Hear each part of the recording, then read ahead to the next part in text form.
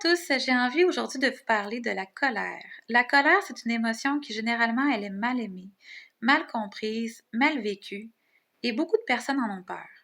J'ai eu très longtemps peur de la colère. Et pendant longtemps, je croyais que la colère détruisait les relations. Aujourd'hui, je sais que la colère, c'est pas elle qui détruit les relations. Ce sont les comportements défensifs qu'elle entraîne lorsque l'émotion n'est pas acceptée. Parce que lorsqu'on n'accepte pas une émotion, on s'en défend et on retourne l'émotion contre soi ou on la retourne contre l'autre.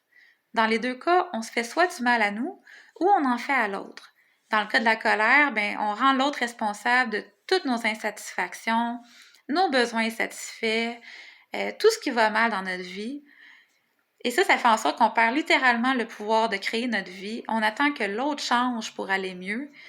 Et c'est ça qui détruit les relations.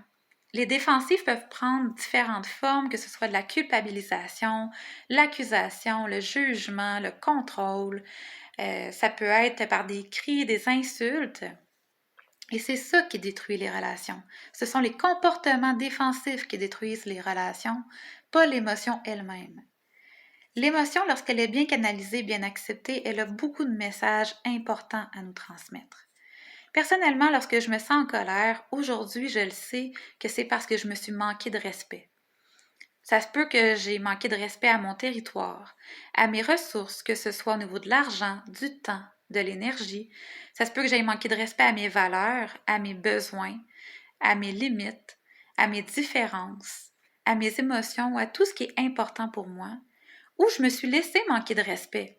Ça se peut qu'il y ait des gens dans ma vie qui me soient manqué de respect d'une manière ou d'une autre, que ce soit par des insultes, par de l'envahissement ou peu importe de quelle façon, et que j'ai pas réagi.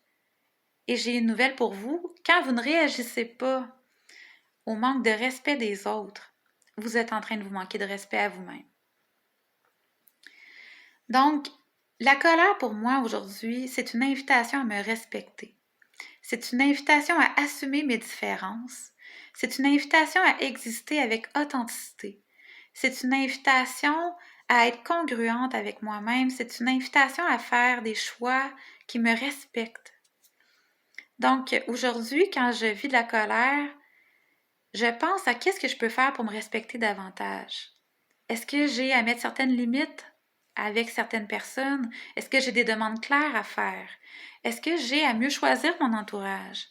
Parce que si j'accepte dans ma vie des gens qui me manquent continuellement de respect, puis que peu importe à quel point euh, je leur fais part de mes limites, puis que ça ne change pas, j'ai à me poser la question, mais pourquoi je garde ces gens-là dans ma vie? Ou qu'est-ce que je peux faire pour que la relation soit différente? Donc la colère, c'est ça. La colère, c'est une invitation à l'affirmation de soi respectueuse. C'est une invitation à exister pleinement avec authenticité dans nos différences. C'est une invitation au respect de soi et au respect de l'autre. Donc, j'espère que ça vous a aidé à mieux accepter la colère dans votre vie, sachant qu'elle est très utile lorsqu'elle est bien gérée, bien canalisée. Donc, j'ai bien hâte d'entendre vos commentaires par rapport à cette vidéo-là. Qu'est-ce que ça vous dit à vous, la colère? Quelle est votre conception de la colère? Comment est-ce que vous l'utilisez dans votre vie?